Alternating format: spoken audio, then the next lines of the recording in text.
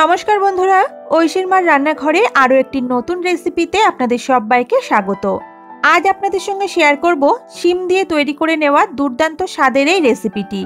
গরম গরম ভাতের সাথে শিমের এই রেসিপিটি থাকলে ভাত খাওয়ার জন্য কিন্তু মাছ মাংসের প্রয়োজন পড়বে না। তাহলে চলুন আজকের রেসিপিটি কিভাবে বানাই সেটা সম্পূর্ণ দেখার অনুরোধ রইল। প্রথমে এখানে 300 গ্রাম শিম নিয়ে ভালো করে ধুয়ে পরিষ্কার করে নিয়েছি। এবার একটা ছুরির সাহায্যে শিমের দুই পাশের এই সুতোর মতো অংশটাকে বাদ দিয়ে দেব। এই সুতোর মতো অংশটাকে বাদ দেওয়ার পর তারপর শিমগুলোকে ছোট ছোট টুকরো করে আমি কেটে নিচ্ছি। এইগুলো যদি বাদ না দেন তাহলে রান্নার পর এগুলো কিন্তু মুখে পড়ে বা এটা কিন্তু একদম স্মুথ হয়ে যায় না, সেজন্য খেতে কিন্তু ভালো লাগে না। তার জন্য অবশ্যই এই স্টেপটা ফলো করতে কিন্তু ভুলবেন না। আপনারা চাইলে শিমের পরিমাণটা নিজেদের প্রয়োজন মতো বাড়িয়ে বা কমিয়েও নিতে পারেন। এখানে সমস্ত শিমটাকেই আমি এইভাবে প্রথমে কেটে নিচ্ছি। দেখতেই পাচ্ছেন সমস্ত শিমগুলো থেকে আমি এই সুতোর মতো অংশটা বাদ দিয়ে ছোট টুকরো করে কেটে নিয়েছি। এবারে আমি নিয়ে নিচ্ছি একটা মিক্সার জার। আমি বড় মিক্সি জারটা ব্যবহার করছি যাতে একবারে এটা বাটা হয়। এবার সমস্ত শিম কটাকে আমি এর মধ্যে নিয়ে নিলাম। এর সাথে দেব স্বাদ অনুযায়ী কাঁচা লঙ্কা। রেসিপিটা একটু ঝালঝাল ভালো লাগে, তাই লঙ্কার পরিমাণটা নিজেদের স্বাদ মতো দেবেন। সাথে দিয়েছি 5 কোয়া একটু বড় সাইজের রসুন আর একটা মাঝারি সাইজের পেঁয়াজ। এবার প্রয়োজন মতো জল দিয়ে এটাকে স্মুথ পেস্ট একটা বানিয়ে নিতে হবে।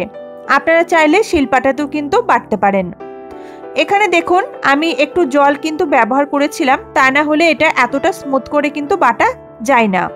তো এখানে এইভাবে আপনাদেরকেও বেটে নিতে হবে। এরপর চলে যাব সরাসরি গ্যাস ওভেনে। একটা কড়াই ভালো করে গরম করে 2 টিস্পুন মতো সরষের তেল দিয়ে দিলাম। তেল কিন্তু খুব একটা বেশি প্রয়োজন হয় না, আর রান্নাটা অবশ্যই সরষের তেলে করবেন।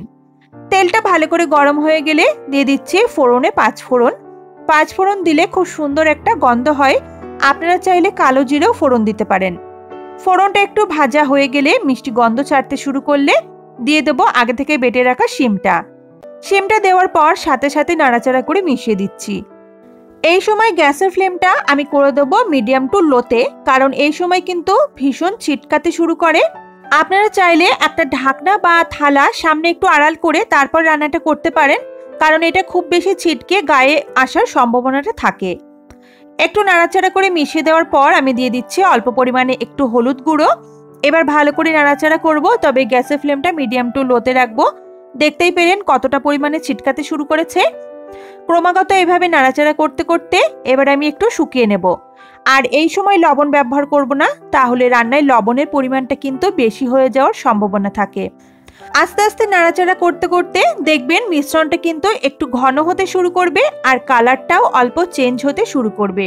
তো যখন মিশ্রণটা একটু ঘন হয়ে যাবে, মানে জলজলে ভাবটা একটু শুকিয়ে যাবে, তখন এর মধ্যে দিয়ে দিলাম আমি স্বাদ অনুযায়ী লবণ। লবণটা দিয়ে এবার ভালো করে মিশিয়ে একটু নাড়াচাড়া করছি।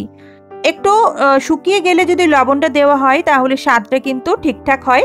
যদি প্রথমে লবণ দিয়ে দেন তাহলে ওই সময় বোঝা যায় না যে কতটা পরিমাণে লবণ ব্যবহার করা দরকার, তাই লবণটা পরেই দেবেন।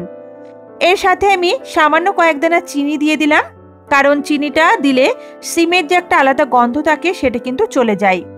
এবার ক্রমাগত নাড়াচাড়া করতে করতে এরকম শুকনো হওয়া পর্যন্ত আমি এটাকে রান্না করে নিয়েছি। এইটা রান্না করতে প্রায় 15 থেকে 20 মিনিট সময় কিন্তু লেগে যাবে। এটা যখন এরকম শুকনো হয়ে যাবে তখন এটাকে আমি নামিয়ে নিচ্ছি। আর এটাকে নামিয়ে নেওয়ার পর গরম গরম ভাতের সঙ্গে খেয়ে দেখুন। আশা করছি রেসিপিটা আপনাদের ভীষণ ভালো লাগবে। তাহলে আজকের রেসিপিটি যদি আপনাদের ভালো লেগে থাকে তাহলে অবশ্যই আমার চ্যানেলটিকে সাবস্ক্রাইব করে পাশে থাকা বেল আইকনটা প্রেস করে রাখবেন। দেখা হচ্ছে আপনাদের সঙ্গে আবার পরের দিন নতুন কোনো রেসিপি নিয়ে। ততক্ষণের জন্য সবাই খুব ভালো থাকবেন, সুস্থ থাকবেন। আজকের মতো টাটা।